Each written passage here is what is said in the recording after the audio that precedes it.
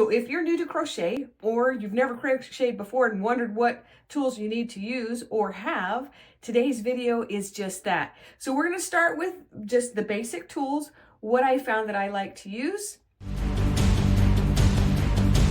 Friends, I am Diana and I am a crochet cheerleader.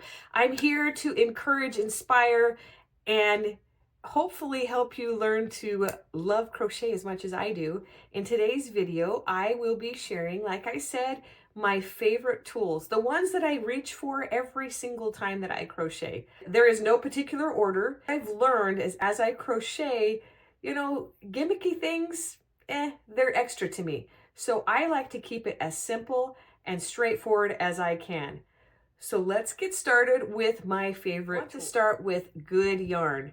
Now, yarn can be surprisingly expensive if you are wanting to make blankets or different items of clothing, or even crochet dolls, which is called amigurumi. And I have a bad accent because it's a Japanese word that means sewn doll. But you want to start with good acrylic yarn. I find that if you can get a hold of yarn from Hobby Lobby, which is, I love this yarn, they have an amazing selection of yarn on their yarn wall. Like every color of the rainbow, different hues, different things like that. I like the yarn because it doesn't split. And that's really hard when you're learning how to crochet, because sometimes your hook will be caught in there and the yarn will split and there will be fiber sticking out and you get frustrated because it doesn't look exactly like you want it to. So I highly recommend.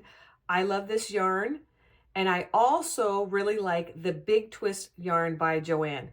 Now I know that there are other companies that have yarn, and you have to be kind of a smart shopper if you want to get them at a reasonable price. But the Joanne and the Hobby Lobby come on regularly. And again, both of those are really good basic yarns to start with. Dollar Tree, they have yarn by Premier Yarns, which is a pretty good yarn to work with. So if you happen to go to the Dollar Tree, or Karen Yarns makes yarn in a pound of yarn. And I can tell you, you better really like your yarn because that yarn can go a long way. So if you're making like a blanket, that would be a really good idea. The next item that I wanted to talk about is a crochet hook. Okay. The size, 5mm. Now, believe it or not, all of these hooks are 5mm hooks. Okay. You can see, and that would be, I don't know exactly how they measure it actually. They started with a metal hook, which is okay to start with. And then I found that because the way that I grip the hook, it would start to get uncomfortable to me because I do the pencil grip. So that, I don't know if you knew that, but there is different ways of holding your hook. And then I went to this one, which I still really like. And then I went to the more comfort grip. Now I will link each of these in the description below. Well, the metal one, you can actually get hooks at the Dollar Tree for $1.25, and those are really good hooks. I find that I like the shank to be shorter because I can get my tension just the way I like it. So this is another hook that I have. It's a different size, but as you can tell, the length of the shank is longer. Now, I suppose you could hold it down here, but what's the good of the grip if you are holding it down here? So I really prefer the ones that have the shorter shank. I feel like I can really get a good grip and get my tension right. Now, if you're wondering what tension is, I do have a video that explains that. I also talked about yarn earlier.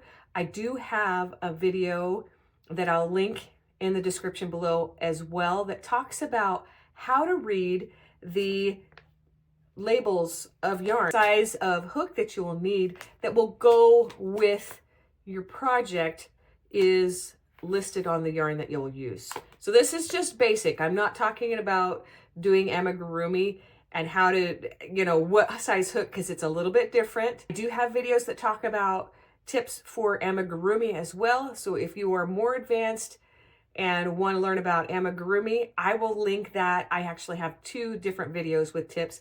I will link that also in the descriptions below. The next thing that I really love is a good sharp pair of scissors. So these look fancy and amazing, but look at the point on those. I love these, especially because when I'm making blankets and I want to cut, I want it to really get close to my work. So I really prefer, let's see if I can get it, the point to be, pointy, so that I can get in there and, get close to my work. But also when I'm doing the amigurumi dolls, I can, after I've weaved in the ends, I can poke it down into my work much easier with a really good pair of sharp scissors. So I have like 3 pairs of these, and at one time I thought I lost one and I was super sad. I just found it the other day. It wasn't really lost, it was just misplaced.